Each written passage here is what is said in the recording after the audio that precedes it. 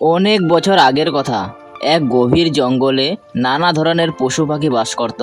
কিন্তু এই বনে কোনো রাজা ছিল না, সবাই নিজের মতো করে চলতো। তারপর একদিন বনে এক বিশাল সমস্যা দেখা দিল। আরে আরে, তুই এখানে কি করছিস? আমার এলাকায় আমার শিকার তুই খাচ্ছিস? না না শিয়াল ভাই, এটা তো আমার শিকার, তাই আমি খাচ্ছি।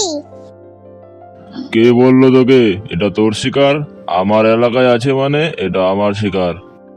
কি বলছো শিয়াল ভাই? এটা তোমার এলাকা কিভাবে হলো? আমার মুখের উপর তুই কথা বলছিস? তো এত বড় সাহস! এক্ষুনি তোকে মেরে খেয়ে নেবো, কেউ জানতেই পারবে না। তাড়াতাড়ি যা এখান থেকে, নইলে তোর বিপদ আছে কিন্তু। তারপর সে ভয়ে সেখান থেকে পালিয়ে গেল।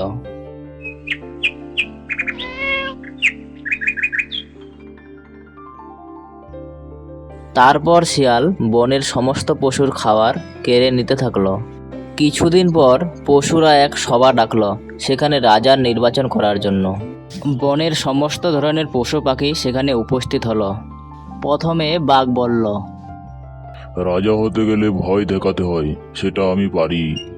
আমার চেয়ে ভালো রাজা এই জঙ্গলে আর কেউ হতে পারবে না। হি হি হি হি। রাজা শুধু শক্তিশালী হলে হবে না, তাকে চালাক হতে হবে। যেমন আমি চালাক, আমি এক জায়গা থেকে লাফ দিয়ে অনেক জায়গায় যেতে পারি, তাই আমিও রাজা হওয়ার যোগ্য। আমি সবার চেয়ে বেশি শক্তিশালী, আমাকে দেখে সবাই ভয় পায়, তাই আমি হব রাজা। আমি ছাড়া তো এখানে কাউকে যোগ্য প্রার্থী দেখতেই পাচ্ছি না। তারপর হাতি বলল, আমারও শক্তি কম নয়, আমি যে জায়গাটাতে যাই সেই জায়গাটা পুরো ফাঁকা হয়ে যায়। কিন্তু আমি অন্যদেরও ভালোবাসি, আমি ন্যায় বিচার ভালোভাবে করতে পারবো। তারপর খরগোশ শান্তভাবে বলল, শুধু শক্তি থাকলে হয় না, রাজাকে বুদ্ধিমান হতে হয়। আমি হয়তো ছোট, কিন্তু আমি অনেকবার বুদ্ধির জোরে সবাইকে বিপদ থেকে বাঁচিয়েছি। সবাই অবাক হয়ে গেল, ছোট খরগোশও রাজা হতে চাইছে।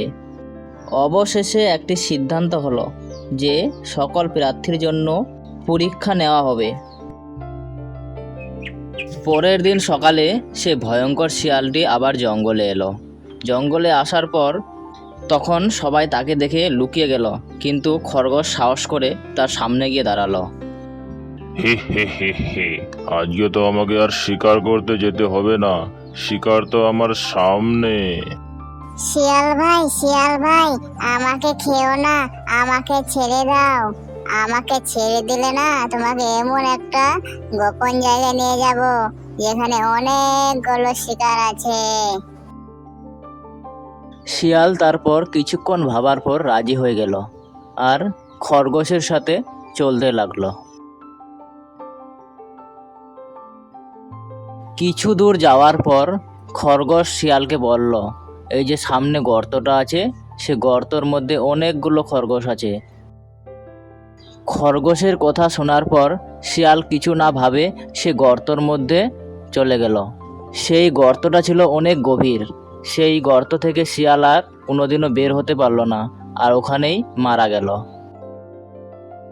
তারপর বনের সমস্ত পশু সেখানে বেরিয়ে আসলো, আর খরগোশ বুদ্ধি ও সাহস দিয়ে সবাইকে রক্ষা করলো। তারপর খরগোশকে সবাই রাজা হিসেবে মেনে নিল, আর বনে সবাই সুখে শান্তিতে থাকতে লাগলো। গল্প শেষ।